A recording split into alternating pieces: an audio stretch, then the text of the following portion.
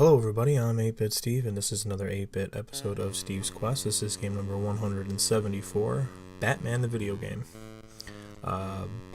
This movie had a huge significance in my life. It was a talking point for me and my family. It was one of the first movies that me and my family went to see together, and it was a very huge production. Michael Keaton was huge at the time, and so having him in a Batman movie was awesome. There was a huge Taco Bell promotion with Batman where you could get cups and toys and all kinds of stuff, and it was just really awesome all around. It was a really good time to be alive, to see this movie. This game is absolutely awesome. It's really fun to play. It's got a lot of cool dynamics to it, but it's also simple, so you don't have to learn a whole lot of stuff. Overall, it's pretty good. Unfortunately for me, when I was a kid, I couldn't beat this game, and it was mostly because of the end boss and the end level. The very last level is difficult.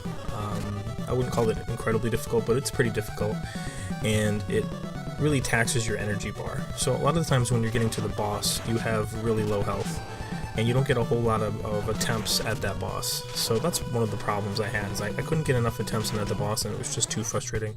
So I ended up shelving this game. But I'm glad that I'm older now, and I can revisit this game and finally beat it and bring some closure to it in my life. The soundtrack of this game is awesome. I remember in my teens and early 20s, I would actually listen to the soundtrack sometimes in my car. That's how good it is. It's one of the best soundtracks on the NES, in my opinion. And overall, it's just a really great game. I don't really have anything bad to say about it aside from the difficulty of the final level. But there's a couple tricks that I learned from being able to practice the boss that helped me beat it. But it did take me a little bit, even though I practiced, to complete it. And this is, I'm pretty sure this came out after Ninja Gaiden, but this is one of the first games where you could bounce off a wall, which was pretty cool at the time. You could scale up, and it was a really cool level designs using that mechanic.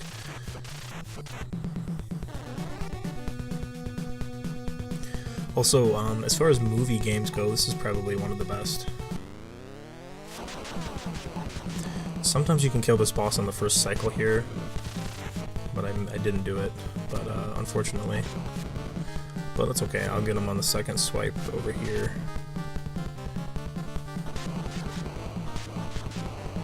I'll get him right here.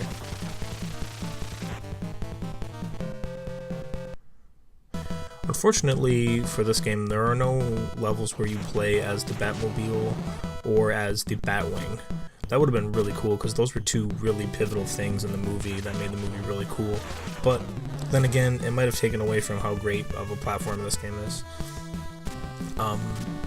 In the Batman Returns video game, which I'm going to be releasing next, I've already completed it, you do get to play as the Batwing in the car, but it's kind of short-lived because the levels are designed to be like bonus levels almost. You can't really die per se. They're really easy, so it wasn't as fun as I thought it would be.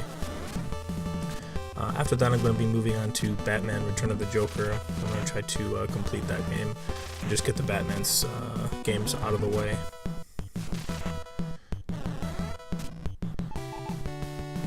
So it is really early in the morning here on Saturday.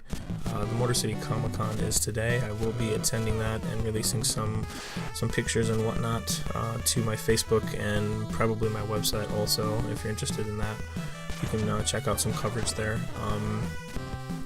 GWA and myself didn't really have a whole lot of time to prep any kind of official coverage or press pass or anything like that. Given the current situations we were in with the firing and the restructuring of the website and stuff. But what I can tell you is that the new website looks awesome. We got a sneak peek of it a couple days ago, and all the new content that we're going to be coming out with and the direction that we're going is going to be really great. I'm really excited for the tournament series that's going to be starting up here in a couple weeks, hopefully. At the very longest, it'll take a month, but right now I think we're pretty close to being ready to having our first event and launching some qualifiers and getting people going.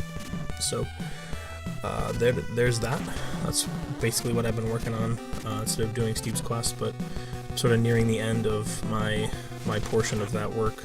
It's really just about getting the events going.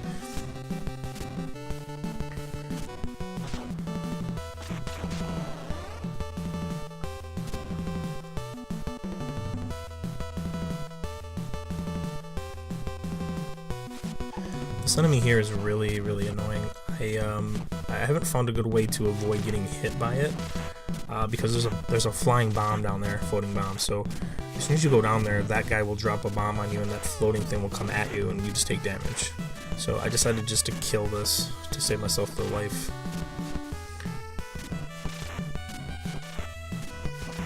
It takes a really long time to kill that thing.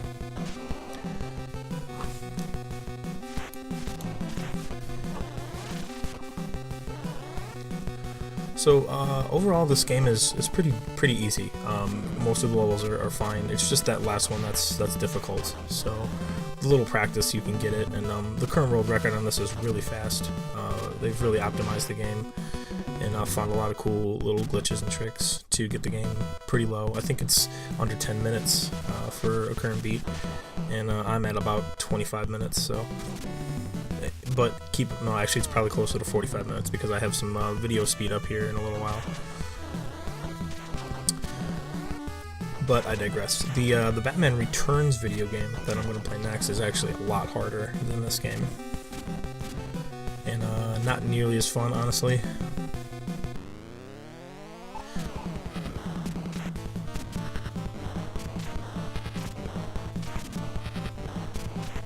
So if you duck here and shoot, you'll hit both things at once, which saves you some power-ups.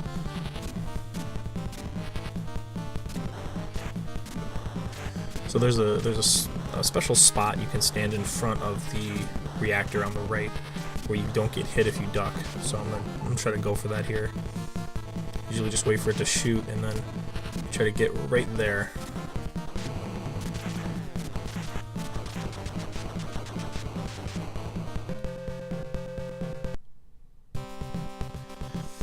So this level can get tricky. There's a really serious enemy, which is this guy here. That guy's a real pain in the neck, man. I mean, he just jumps at you, and it's hard to avoid him sometimes. You can glitch him, and get him stuck in a jump loop sometimes. It's just kind of a little bit random what he does. What you don't want him to do is hit you, because if he hits you, he starts jumping on top of you continuously, and it's really hard to get away from him because his hitbox is so big.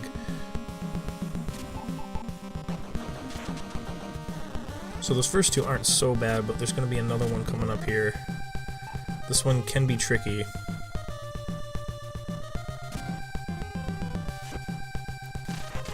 But you die. You don't want that to happen. That's really bad. I'm probably going to die here.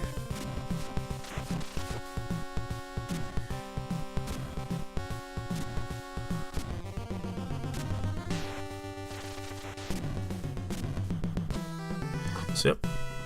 That's how you die in this level. But that's okay, we're just going to do it again.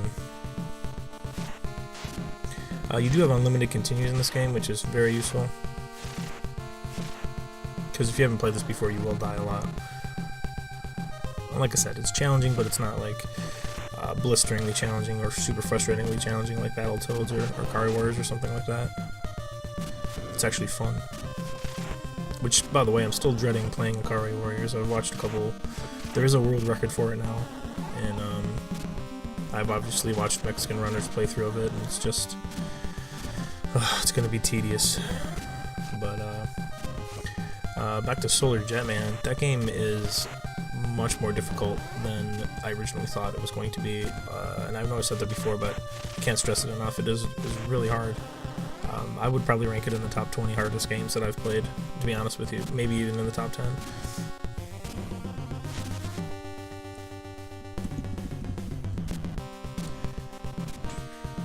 So yeah, Motor City Comic Con. I was a little disappointed with the con itself because they had a gaming section on their website and they never populated any of the info. It still says coming soon and the con is already here, so they never really did anything with that. There's a couple other sections of the website that does not have correct information, or it's just missing completely. So it's pretty annoying for me because I want to interact with gaming people, you know, artists or whatever, and it just doesn't seem like there's a whole lot of that, or it's a real focus for the con. I mean, it's sort of good for GWA because we can get into that con using that market, so to speak, and there's not really a whole lot of competition there. But for me right now, I want to go there and, you know, see gaming content, and there just isn't a whole lot there. I saw some videos of some people playing Street Fighter and a couple other things there, but I don't think that's like a tournament or like a booth or anything. It's just kind of casual. So I mean, that's fine and everything, but gaming is really huge, and you really should be a part of most cons right now, in my opinion.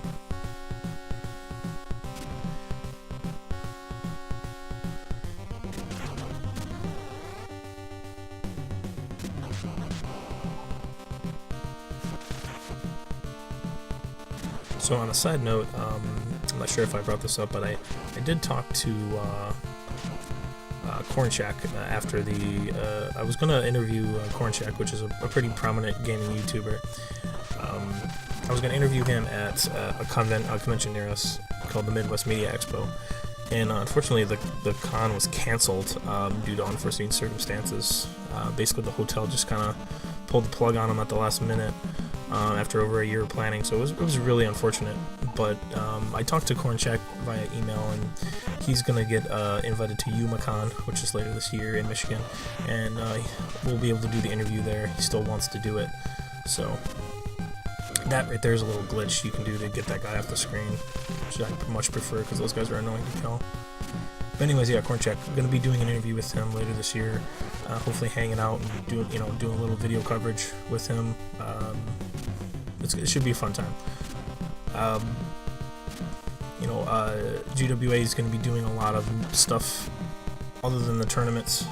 Also, we're going to be doing some video shorts, and all kinds of content is going to be going up soon that I'm going to be involved in, hopefully. So stay tuned on their website and my Facebook for any updates. I'm going to be posting some world record videos here pretty soon for my Golden Axe runs, my single player Golden Axe, and my co-op Golden Axe. We did eventually settle on a Golden Axe time. So I was playing with a friend of mine. It's his first world record, and he can only really play about 1 day a week, so it's about 5 hours a week. And we've been doing that for about 8 months or so, give or take, 3 or 4 weeks that we didn't play. So it's been a long time coming, and unfortunately we have a time that I'm not really too happy with. It's an 8:09. And I think the delta time is like 7:50, and delta time basically means the fastest I think it could be based on what evidence I have. And so, 19 seconds is a lot of time to leave on the table. But then again, we've been playing this for 8 months and still can't beat that 8:09. So it's tough. It's a tough pill to swallow for me. But I'm gonna post it, and we're gonna see if SDA agrees. If SDA thinks it's not good enough, we will keep working at it. But if SDA accepts, then they're okay with it, then we'll move on, and hopefully nobody puts the time in to beat it. And let me tell you, I know I only have 2 world records, but Golden Axe was significantly more difficult than I anticipated with 2 people. The enemies in that game, they have an AI that kind of locks onto one guy or the other guy, and then their move patterns are based on what you're doing, whichever guy they're locked onto. The problem is that they can switch targets in the middle of movements or based on what attacks one guy is doing, so it's a lot of stuff to remember and a lot of execution at a high level for a long period of time. It's not just a few hard tricks, it's just hard trick after hard trick after hard trick. Every single thing that you do has to be exactly a certain way, otherwise the enemy's just moving a pattern that's not what you want them to do. And yeah, it just took a really long time to even get to where we are on the 809. So that's coming soon. And then I am working on some Atari records. We'll probably have something solid on that by the end of next week. I'm working on a co-op Super Nintendo record, maybe. Just kind of feeling myself out, kind of figuring out what I want to do. I haven't really decided yet.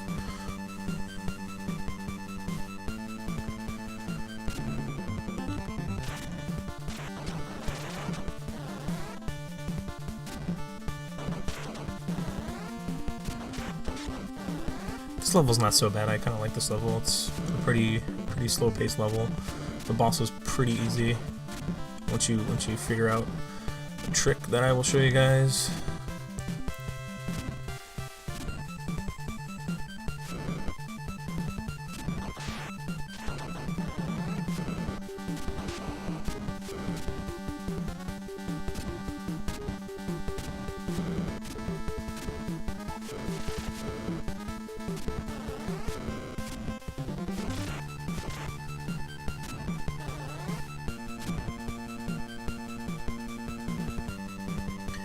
So I think I've decided that the final game of my quest is going to be Castlevania II Simon's Quest. And the reason for that is because, one, I think it's one of the best games on the system. It's very well loved, not by me specifically, but a lot of people like it. So it's a very popular game, so it's named. The Mexican runner ended his with Super Mario 3, which is perfect, you know, but I've already beaten that, and I don't really want to copy him too much, so I want to do something a little different. Castlevania 2 is a game that I definitely never beat as a kid and always wanted to. It was just too cryptic for me, and it was so unlike the first one, which I loved, that I just got kind of frustrated with it. So, yeah, I'm going to be doing that as my final game.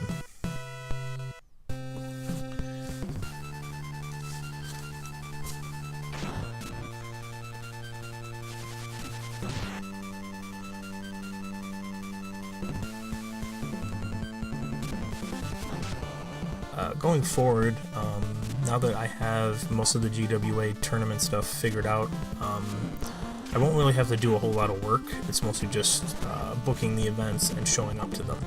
So I can spend a lot more time on Steve's Quest because I won't have to do any actual work during the week now that we have everything kind of figured out, what we're going to do and whatnot.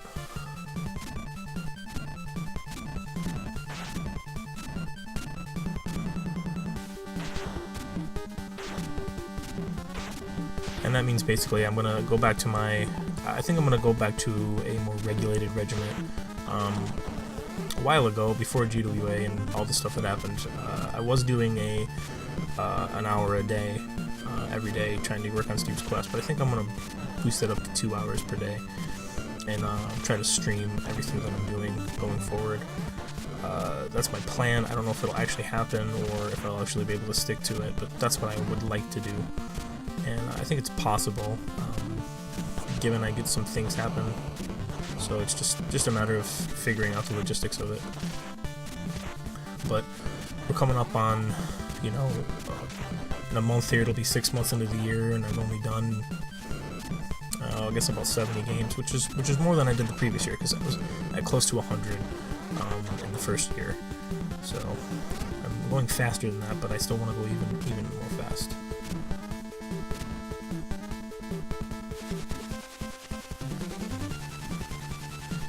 These green guys here just take a ton of hits to kill.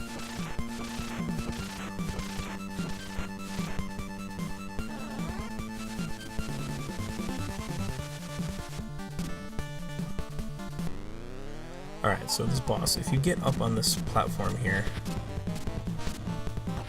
you can, that was horrible, but get up on this platform here, you can duck and just punch, and it will not hit you.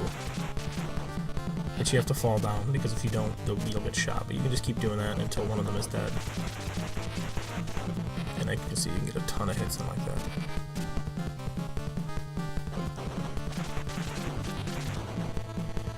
And this one's going to go all the way to the right.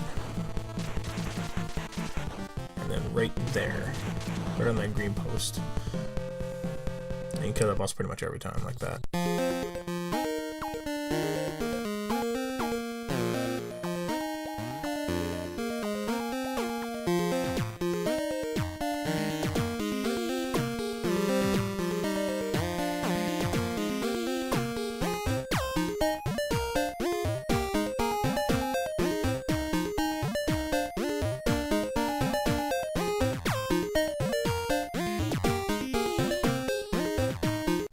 Sorry for that sudden stop there. I wasn't watching the video line there. So this is the final level of the game. I'm going to show it to you guys here. This is one of my attempts. The ones that you just saw were all failures. I did not make it to the boss on any of those, so I just sped past those. I am going to make it to the boss here. There is kind of a useful thing you can do to beat this boss. There are two bosses at the end. One is like a mini boss, and then you have the Joker. If you kill the mini boss and die, and you continue, that boss will stay dead. So it's sort of like Ninja Gaiden. So that's kind of useful for beating the game, which is probably what I'm going to do here. It's like, I'm pretty sure I do actually. But so there's a lot of platforming here, a lot of difficult platforming in this level with these stupid chain things. And they just take so many hits to kill. You have to see, I messed it up, but you have to be really precise inside there. And then this section here is just obnoxious. The fact that that thing shoots twice makes it really difficult to not take damage there. A lot of times you'll fall too. If you get hit in the air, you'll just fall and you won't be able to connect to a wall until you stop blinking.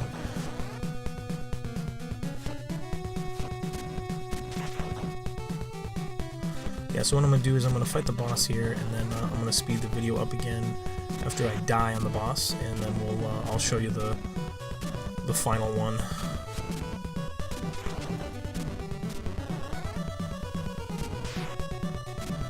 There's just stuff everywhere here. It's really easy to take damage. I did a pretty good job here, only having 3 hits, or 3 damage. It's pretty good here. And just to be jerks, they put that platform really close to the top of that, so you have to be in the exact right spot to get up there. There it is.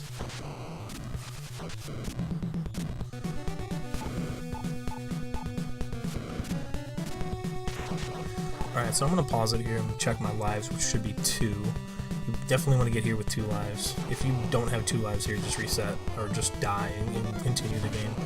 Don't reset. I'm going to show you a little pattern I found to beat the boss, to beat this first version. First you want to punch him.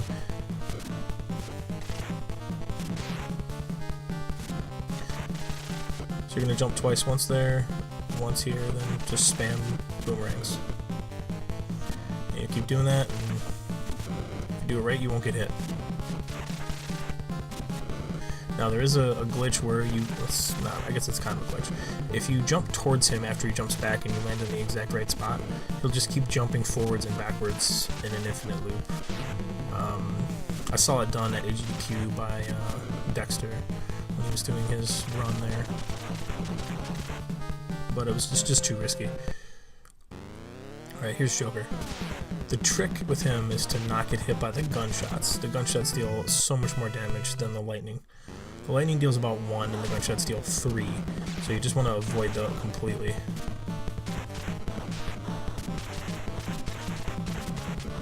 So a couple times I almost get him, like this one is really close.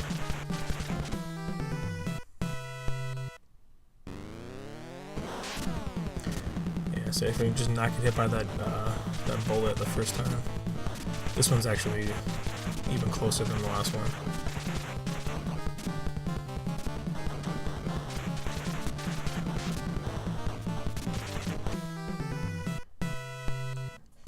Speed up time.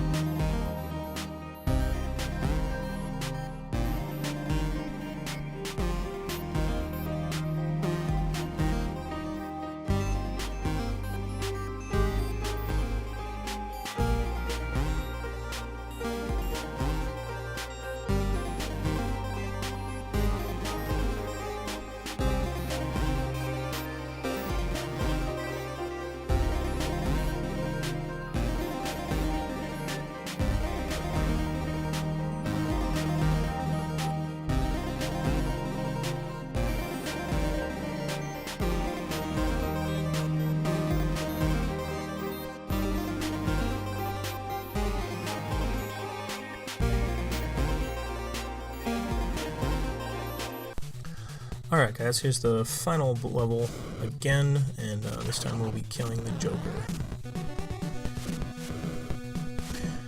Normally I would speed past this level since you've already seen it, but this is a pretty decent run through as far as damage is concerned, I'm pretty sure, so we're just gonna let it play out and go from there.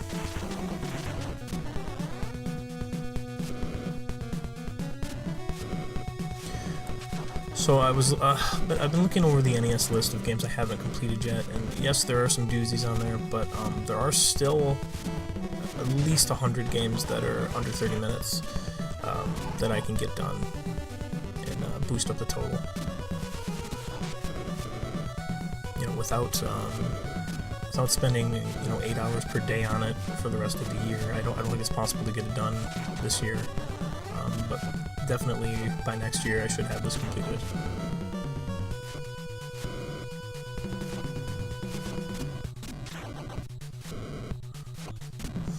If I'm able to switch to my regimen of 2 hours per day, I estimate around 250 games for this year, which is a 50% increase over last year.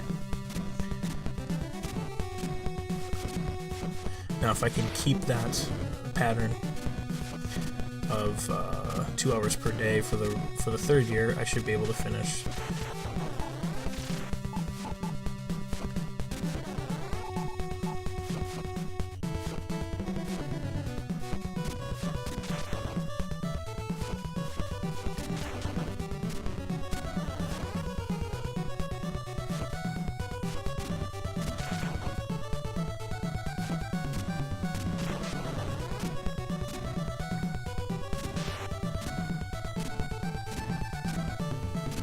Hopefully I don't miss here.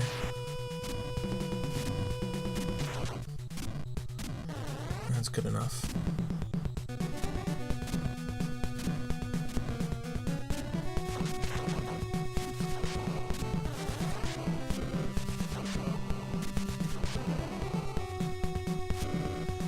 Alright, I made it.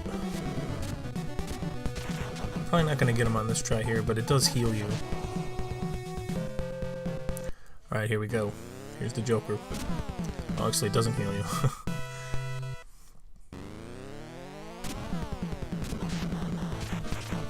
Got pretty lucky there, he didn't shoot. And then I mess it up by getting hit by the gun again.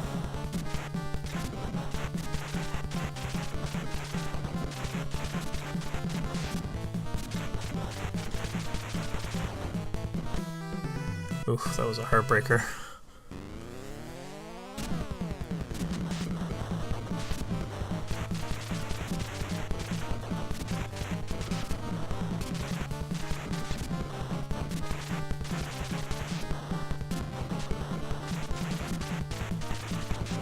There it is, guys. It's Batman for the NES. Thanks for watching. I'll see you guys for the next game, Batman Returns. Enjoy the ending.